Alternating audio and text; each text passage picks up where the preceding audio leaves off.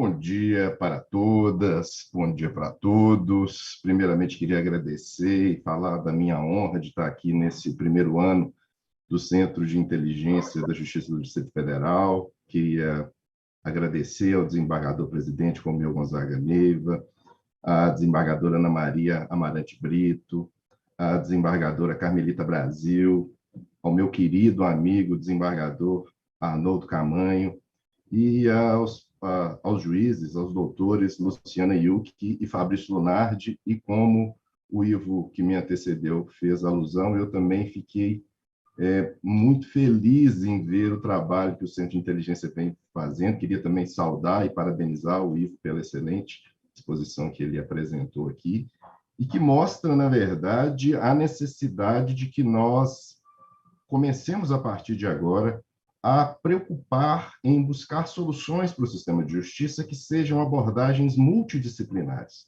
A gente não pode reduzir o problema da justiça tão somente a uma questão estatística, a uma questão jurimétrica, a uma questão de gestão. Na verdade, o que nós precisamos é fazer um convite para que o sistema jurídico e o sistema de justiça ele comece efetivamente a promover uma abordagem ampla, multidisciplinar e embasada em dados, e destes dados extraindo conhecimento, para que aí nós possamos fazer abordagens para além dos discursos, digamos assim, teóricos e metateóricos, que por vezes, e dos dogmas que por vezes são apresentados. E eu falo isso por quê? A primeira questão, quando a gente está pensando aqui numa tendência, é de estabelecer o estado da arte, de pensar em alguma medida, em que medida que o sistema jurídico brasileiro se implanta dentro do movimento do acesso à justiça. E está ocorrendo na atualidade, para que nós trabalhemos com dados, uma pesquisa global, que é o Global Access to Justice Project, que envolve hoje mais de 100 países e que está exatamente tentando reproduzir algo que foi feito na década de 70 pelo professor Mauro Capelletti, que é o projeto Firenze de Acesso à Justiça, naquela época envolvendo 23 países. E um dos objetivos desse relatório é exatamente estabelecer em que medida que vários países se encontram nesse quadro do avanço do acesso à justiça. E os dados que nós temos na atualidade mostram que o Brasil é um país que tem um alto nível de conflituosidade, 69% das pessoas já se viram numa situação de conflito. No entanto, menos de 50% dessas pessoas sabem como resolver esses conflitos, 13% tão somente teve auxílio à defesa técnica e somente 1% da população procura resolver os seus problemas dentro de uma instituição formal. Isso quer dizer, com base inclusive nessa tabela elaborada pela professora Fernanda Suriani, que o Brasil tem uma taxa altíssima de conflituosidade, mas uma taxa baixíssima de acesso, comparativamente a uma série de outros países do mundo. E aí nós temos um grande problema. Significa que nós já estamos diante de 78 milhões de processos e a grande maioria dos processos envolvem principalmente os repeat players, os litigantes habituais. E o cidadão, em geral, por vezes, não tem tanto acesso assim como aludito. E quando a gente começa a pensar na junção do problema do acesso à justiça como política pública e na próprio avanço da tecnologia para tentar auxiliar nisso, nós precisamos discutir a própria questão da inclusão digital e da exclusão digital. Por quê? Quando a gente fala em inclusão, a gente tem basicamente 3 grandes níveis. O primeiro nível é o de conectividade, a pessoa ter acesso à infraestrutura de tecnologias de comunicação, de TICs, e ter conectividade. E, nesse aspecto, foi feita uma pesquisa que mostra que, no Brasil, 75% das pessoas têm acesso à tecnologia, têm acesso a equipamento. Só que, quando a gente aprimora isso, a gente vê que, no que diz respeito ao segundo aspecto, que, ou seja, a pessoa ser alfabetizada digital, esse nível cai exponencialmente. E, quando a gente pensa em usos mais avançados, a gente se depara com o problema muito evidente de que não basta ofertar internet e computador para acreditar que nós vamos implementar uma justiça digital no Brasil. Até porque, quando a gente começa a pensar em tecnologia, como o doutor Fabrício fez alusão, inclusive, ao longo da sua fala, nós precisamos trabalhar com a ideia de experiência do usuário. E a gente precisa desenvolver uma tecnologia que auxilie, inclusive, que seja amigável às pessoas que vão utilizá-la. Felizmente, a recém-editada Resolução 395 do CNJ fala agora da necessidade que os tribunais desenvolvam ferramentas tecnológicas que busquem acessibilidade e foco no usuário, exatamente para que as pessoas saibam efetivamente utilizar. Isso por quê?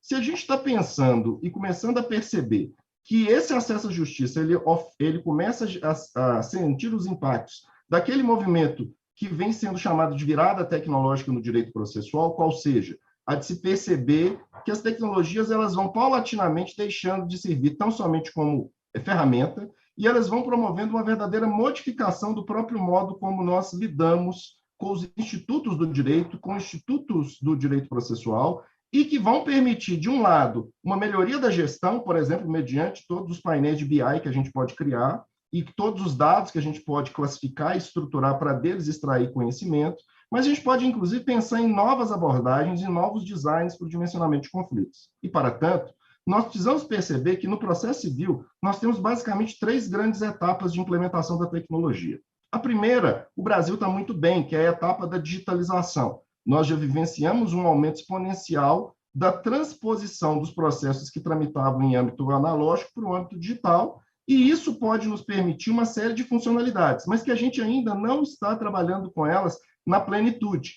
Eu fico muito feliz de ver a fala do Dr. Fabrício Lunardi, que mostra exatamente a percepção de que digamos assim, esse baú de dados, de ouro de dados que a gente tem, deles a gente pode extrair conhecimento muito importante, tanto para o gerenciamento dos conflitos, para o próprio conhecimento do tribunal, para o autoconhecimento do tribunal, para que o tribunal não seja cooptado e seja instrumentalizado pelos grandes litigantes, pelos repeat players, que já praticam advocacia aumentada, que é aquela advocacia que forja alta expertise jurídica com emprego de legal techs, que vão oferecer análise preditiva e uma série de funcionalidades que lhes dão, obviamente, vantagens estatísticas.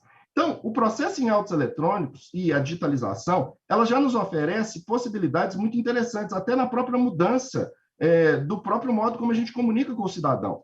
Perceba que não tem lógica mais eu ter uma citação dos modos como a que está aqui na esquerda, sem trabalhar elementos de legal design, de nudge, para, inclusive, informar o cidadão desde a citação, como, por exemplo, qual que é o valor que a execução dele vai ter ao longo do tempo, para, com isso, inclusive, induzir o pagamento, colocar lá um código de barra já para que, se ele quiser, ele já pague, já induzir, inclusive, informações muito relevantes, porque a ideia de experiência do usuário parte exatamente dessa necessidade, percebam, da gente poder informar para a pessoa e ela saber com clareza, desde o início, o que ela está sendo convocada, porque as pessoas efetivamente não são obrigadas a ter conhecimento jurídico.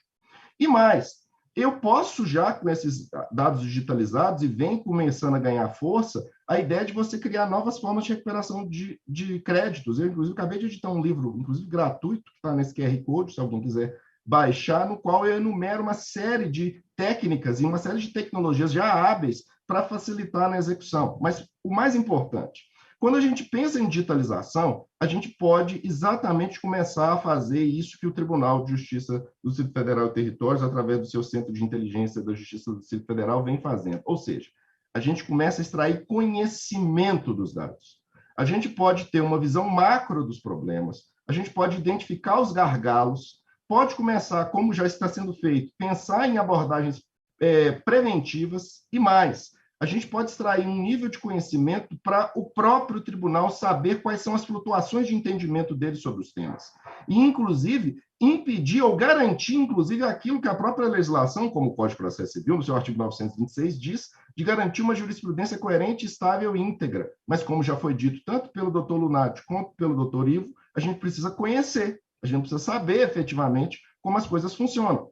E mais, o que é mais relevante, quando a gente pensa na virada tecnológica, a gente pode, a partir desses dados, criar novas arquiteturas de escolha em tribunais, criar novos ambientes e novos designs. Mas a segunda etapa do emprego de tecnologia é a etapa da automação, na qual você vai pegar uma série de atividades repetitivas e vai começar a utilizar a tecnologia para otimizar essas questões com ou sem o emprego de modelos algorítmicos de IA. Então, quando eu falo em automação, eu posso falar de automação procedimental, ou seja, eu crio um aprimoramento das plataformas de processos em autos eletrônicos para geração automática de documentos, como a emissão de certidões automáticas. eu crio classificação de documentos, intimações automáticas, até mesmo prática de atos de citação e intimação automatizados, como vem sendo feito, por exemplo, no projeto Mandamos, que já está no guarda-chuva do projeto Sinapses, que o juiz determina uma intimação, citação, automaticamente o sistema já estabelece, cria o mandado automaticamente, o sistema automaticamente já encontra o oficial de justiça mais próximo por GPS do local do cumprimento e lhe oferta 30 minutos para ele cumprir o mandado. E no próprio seu smartphone ele cumpre o mandado e já dá essa informação. Ou seja, eu posso ter uma citação em 1, 2 dias, com bastante rapidez. Eu posso começar a fazer análise de prevenção e conexão automática de dados, e como já está sendo feito aqui, criação de painéis inteligentes, de business intelligence, de BIs, com algoritmos avançados para exatamente minimizar, inclusive, atividades manuais que são desenvolvidas e mais. A automação também permite uma automação decisória. Não no sentido que é muitas vezes aludido, as pessoas acreditam em umas coisas meio utópicas, como da figura do chamado juiz robô. Isso ainda é uma coisa utópica. O que nós estamos falando aqui de automação decisória é exatamente você permitir elaboração automática de atos ordinatórios e decisões simples, classificação de recursos e triangulação de jurisprudência, que é exatamente você fazer uma pesquisa semântica dentro do corpo das decisões dos tribunais para, com isso, eu extrair informações. Ou mesmo fazer coisas simples, como é o caso do classificador Vitor do Supremo Tribunal Federal, que nada mais é do que um classificador dos recursos extraordinários. Ele lê os recursos e verifica se ele está em conformidade com 27 temas de repercussão geral nessa sua etapa de treinamento. Ele faz o que um analista, um servidor faz gastando 45 minutos, ele gasta 5 segundos. Mas o Vitor não julga nada. Ele não faz legal reasoning. Ele simplesmente classifica processos do mesmo modo como o Atos, o Sócrates, começam a fazer nos tribunais superiores e em tantos outros tribunais. Só que, além dessas 2 etapas, eu tenho a terceira etapa da transformação, que é propriamente quando a gente começa a falar de uma tecnologia de propósito geral, que é a inteligência artificial. E a inteligência artificial, quando nós estamos falando dela, e por que dessa alusão? Porque a inteligência artificial, pelo menos a abordagem, a técnica, o método mais comum, que é o aprendizado de máquina, o machine learning, ele basicamente é uma aprendizagem estatística. Basicamente, o que você faz? Você coloca um conjunto enorme de dados para um computador, para que ele reconheça padrões, ele então gera um modelo que, ao reconhecer esses padrões, ele oferece resultados parecidos. Mas, didaticamente apresentando, eu coloco para a máquina dados de amostra e resultados esperados, ela então cria essas correlações e cria um modelo. E quando eu apresento novos dados para o modelo algorítmico, ele, por classificação, ele chega a resultados com uma acurácia, com uma precisão alta. Mas eu estou diante de uma tecnologia de propósito geral, ou seja, inteligência artificial não é uma tecnologia específica, ela é um grande campo, que já, hoje, como sabemos, ela permite a discussão de carros inteligentes, para auxiliar, joga jogos e vence grandes jogadores, como é o caso do Lee Sedorf, que foi vencido em 2016 pelo AlphaGo, um modelo da DeepMind que foi programado para fazer, julgar esse jogo super complexo, fazer controle, que é uma coisa super perigosa, como está acontecendo agora na China. Eles, através de reconhecimento facial, ele verifica se a pessoa está satisfeita ou não durante o serviço, e isso, inclusive, é um mecanismo de controle social muito perigoso para as ditaduras digitais, mediante a utilização desse tipo de tecnologia. E para nós, aqui no direito, ainda nós estamos em qual estágio? Nós estamos usando esses modelos de machine learning, esses data systems, para fazer o quê? Para auxiliar, né, mediante correlações e predições, a busca de fontes jurídicas, extrair estatisticamente conhecimento, como é o caso aí do BI apresentado, estimar tendências de julgamento, fazer juízo preditivo, classificação de textos e informações relevantes. Mas a gente pode fazer muito mais coisas. Por quê?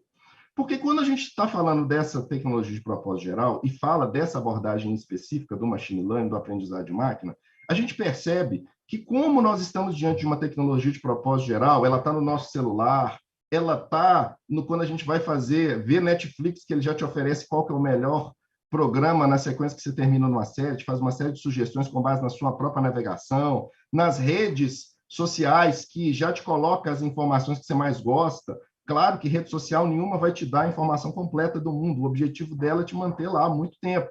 Então, ela vai te oferecer coisas que te geram prazer. Porque, infelizmente, nós humanos não somos racionais.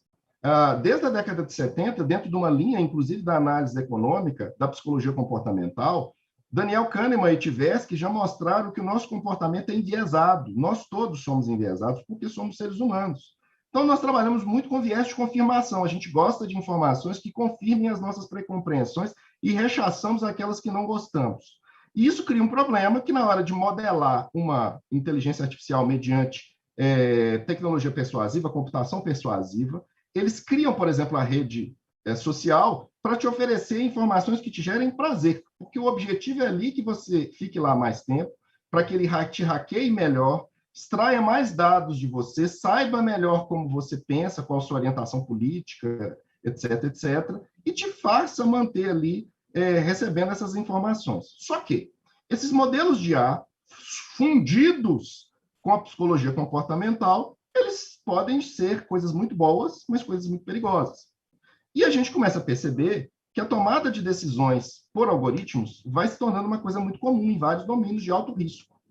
Da justiça criminal, como eu vou falar a seguir, decisões de emprego, avaliações em geral para a concessão de benefício, policiamento preditivo, através dessas técnicas de aprendizado de máquina, que eu não vou esmiuçar, que eu não teria tempo para explicá-las para vocês, mas que são aplicações muito interessantes na qual você ensina a máquina a obter resultados, mas com detalhe. Modelos de IA, e a gente trabalha basicamente com modelos de IA fraca, são agentes especialistas que resolvem problemas específicos. Nós não temos nada próximo do que se convencionou chamar de IA geral, que é um modelo algoritmo que resolve um monte de problemas. Ele resolve um problema, qual? Desbloquear o seu celular por biometria, fazer uma pesquisa X no âmbito jurisprudencial, classificar o recurso em conformidade com a repercussão geral. Ele não faz tudo. Só que no nosso campo do direito, é muito comum a gente lidar com o aprendizado de máquina mediante as chamadas redes neurais, que são modelos matemáticos que eles tentam extrair, através de conexões neurais algorítmicas, formas de encontrar soluções para os problemas. E eles usam, na nossa área, o que a gente chama de PLN, que é o processamento de linguagem natural, para estabelecer o quê? Similaridade entre textos, análise semântica, inferência textual e reconhecimento de entidades. E esses modelos, especialmente os pré-treinados, os modelos pré-treinados, como é o caso do BERT e do GPT-3, eles são modelos poderosos para auxiliar na análise e construção de textos, só que eles não são perfeitos. O próprio GPT-3, que é super aclamado desde o ano passado, ele tem um problema, porque ele, por vezes, apresenta complementações de textos muito equivocadas. Eu dou só um exemplo aqui, que dois professores do NIU, de Nova York, colocaram para o GPT-3 continuar um texto nessa parte em negrito que vocês podem analisar. E como vocês podem analisar, ele está falando do caso de um advogado que está com as calças manchadas, mas que tem um maiô em casa que está limpo. E o GPT-3 diz, então, que o advogado vai com esse maiô para o tribunal. E que ele é acompanhado. Percebam, por que o GPT-3 fez isso, ora bolas?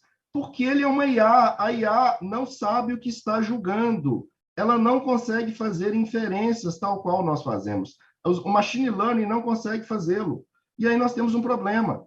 A IA resolve problemas específicos mediante aprendizado estatístico, especialmente mediante machine learning, mas ele não sabe o que ele está fazendo. Então, se ele for mal treinado, se ele tiver um dataset errado, se ele tiver uma má estruturação, pode acontecer o que aconteceu nesse caso do Compass, que todo mundo conhece. O Compass é um software que é utilizado para análise de risco na justiça criminal americana. E foi demonstrado por uma pesquisa empírica, ele tem esse dashboard, e ele mostra para o juiz o quê? Se aquela pessoa gera risco ou não gera risco. E ele mostrou em 2016 que o Compass, pelo dataset equivocado e por pegar decisões humanas que eram racistas, ele ampliava a decisão, o risco de periculosidade para negros e latinos em detrimento das pessoas brancas. E aí nós colocamos um problema, que é o problema da opacidade das redes neurais, a necessidade de construção de IAs explicáveis, que eu não vou ter, da XAI, que eu não vou ter tempo de explicar para vocês, para criar IAs que mostrem como elas estão decidindo, até porque, quando a gente vai pensar no emprego de IA para um juízo assim mais sofisticado e mais ousado, para tentar treiná-lo para fazer legal reasoning, a gente tem um problema. Qual? Já foi tentado isso, e a IBM tentou, através pegar um caso da Suprema Corte da Califórnia e submetê-la a um modelo super sofisticado deles, que é o Debater. E o Debater fez essa distinção entre argumentos pró e contra ao caso, que era um caso que estava discutindo se jogos são prejudiciais para menores, jogos violentos. E o Debater fez essa divisão entre argumentos pró e contra. Ele só classificou os argumentos. Mas ele não fez nada parecido como a Suprema Corte da Califórnia fez. Os juízes humanos fizeram. Por quê? O modelo de machine learning ele não consegue fazer inferências, tal qual nós fazemos. Ele tem limites. Nós, humanos, como vamos fundamentar, a gente não trabalha só com dados estatísticos. A gente trabalha com inferências muito claras. E a máquina não consegue fazer isso. E, por isso, há uma tendência em IA que é tentar fundir a abordagem de machine learning, de aprendizado estatístico, com o aprendizado de representação por conhecimento, que é o que eles chamam de GoFi, que é uma abordagem de IA até mais ultrapassada, que, por exemplo, foi utilizada naquele Deep Blue que venceu o Kasparov no jogo de xadrez, mas que é uma abordagem que auxilia nas inferências, e eles estão tentando mesclar autoconhecimento estatístico para extrair todos os dados estatísticos possíveis, mas como nós sabemos que o ser humano não é racional e que, por todos os enviesamentos, e que a máquina não consegue fazer inferências, a gente precisa dar um passo adiante. E mais, a partir do momento em que a gente tem todo esse conhecimento, a gente precisa ver que a gente tem possíveis tendências futuras nos quais a gente pode caminhar para um âmbito de democratização da informação, na qual juízes e litigantes vão saber, com emprego de tecnologia, inclusive, qual que é a tendência dos tribunais, etc., etc. Mas a gente pode caminhar, como o professor Delbach e Engstrom, de Stanford, dizem, para uma distopia da litigância, que é quando você está diante de uma situação na qual há uma tendência de ter um litigante habitual com advocacia aumentada, alta expertise e tecnologia, do outro lado, um litigante habitual que não sabe nem direito, quiçá emprega tecnologia, e um tribunal que está preocupado só com o problema da gestão, mas não está preocupado com o autoconhecimento. E essa distopia da litigância é algo muito perigoso, e felizmente os tribunais no Brasil começam a perceber esses riscos. E mais, diante de todos esses conhecimentos, minhas caras e meus caros, senhoras e senhores, a gente pode pensar em novos designs para resolver os conflitos. Os designers agora, eles vão tentar pegar todo esse conhecimento auferido e trabalhar com um propósito mais sofisticado, que não é só de automatizar o que nós fazemos, porque a gente pode automatizar a crise. É criar novas abordagens, inclusive preventivas, para que a gente consiga resolver os conflitos de modo mais consistente, como foi o caso, por exemplo, da recuperação judicial da Oi, na qual eles criaram um DSD que resolveu mais de 42 mil casos, inclusive com emprego de tecnologia e de emprego da principal abordagem para dimensionamento de conflitos, que são as ODRs, as ODRs, ou Online Dispute Resolutions. As Online Dispute Resolutions, ou resolução online de conflitos, como todos sabemos, ela surgiu com maior proeminência no mercado de consumo, especialmente nos grandes marketplaces estrangeiros, para resolver os problemas dos consumidores. E o exemplo mais emblemático é o caso do eBay, no qual eles criaram uma plataforma que quando, na verdade foram duas, mas aqui é mais louvada, que no primeiro ano de operação, em 2003, ela resolveu 60 milhões de conflitos. E desses 60 milhões, 50% foi resolvido consensualmente e mais 90% por software. E como eles fizeram isso? Eles criaram um novo design, um novo DSD, na qual se utiliza essa estrutura, que é o procedimento comum das ODRs no mundo. Eles criam uma etapa automatizada de diagnóstico, na qual oferece para o cidadão, inclusive, os riscos, tal qual o BI apresentado pelo Dr. Fabrício, em alguma medida, permite, tratando melhor os dados. Uma negociação direta por tecnologia, que aqui entra IA, que é um modelo algoritmo treinado com milhões de negociações anteriores para oferecer a melhor proposta para as pessoas. E se isso se frustra, eu passo por uma mediação humana e por uma decisão humana. Esse modelo, no Brasil, ele começa a ser encampado ainda na iniciativa privada. No âmbito público, o que nós temos de ODR é o consumidor.gov, que ele é muito bom, traz resultados muito interessantes, inclusive ele foi acoplado ao TJDFT, numa etapa inaugural para os casos de consumo, que inclusive foi uma excelente iniciativa do TJDFT, porque a grande maioria dos tribunais estão tentando fazer uma interpretação complicada do interesse de agir, falando da necessidade de submissão obrigatória, suspendendo processo, extinguindo processo. Aqui não. Vocês foram inteligentes, vocês acoplaram de modo interoperável o consumidor.gov com o procedimento e viabiliza que a CIREC, da resolução 358, que pode ser o consumidor.gov ou qualquer outra mais sofisticada, ela seja acoplada ao procedimento. Você não pode criar barreira para o cidadão. Você tem que resolver o problema do cidadão. Tanto as ADRs como as ODRs, elas funcionam quando elas são boas para os cidadãos. Se elas forem ruins para os cidadãos, vai criar qual o problema? Vai para a ADR ou para a ODR e vai voltar para vocês. Vocês não querem isso, vocês querem resolver o problema. Então, a gente precisa otimizar as ODRs, sofisticá-las para que elas, inclusive, a partir dos seus dados, e que os dados que a gente tenha, inclusive, permita a prevenção dos conflitos, como já foi, inclusive, aludido aqui anteriormente. Mas a gente precisa, para finalizar, pensar em duas questões, quais sejam. Primeiro, que nós estamos diante de um avanço da Justiça 4.0 do Judiciário, felizmente, o CNJ encampou isso, desde a gestão do ministro Toffoli, agora com a gestão do ministro Fux, mas ainda nós trabalhamos com a ideia de inovação para a sobrevivência. E o que o Judiciário precisa pensar é na inovação para melhoria da sua própria funcionalidade e da vida do cidadão. Então, não adianta eu criar, através dessas resoluções inúmeras, o DataJude, o Juiz 100% Digital, Projeto Senado, e aqui eu não estou fazendo qualquer crítica a eles, pelo contrário, são iniciativas louváveis, mas como diz o professor Susskind, a gente ainda está no sopé da montanha da Justiça 4.0. A gente está começando a subir, porque a gente está começando a perceber as benesses que a gente pode extrair conhecimento dos dados. E a gente tem que pensar em requisitos mais sofisticados, inclusive dentro da noção de UX e UI, de experiência do usuário e interface do usuário. A gente precisa de ter plataformas estáveis e interoperáveis, não dá para, tem que acabar com a Babel eletrônica.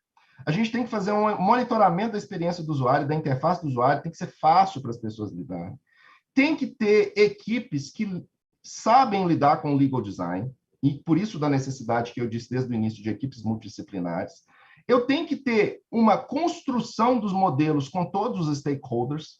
Todos os estudos mais sofisticados do mundo de DSDs, de Dispute System Designs, mostram que só são funcionais designs de resolução de conflitos quando os stakeholders, os afetados, participam da própria modelagem, e em tecnologia isso é essencial.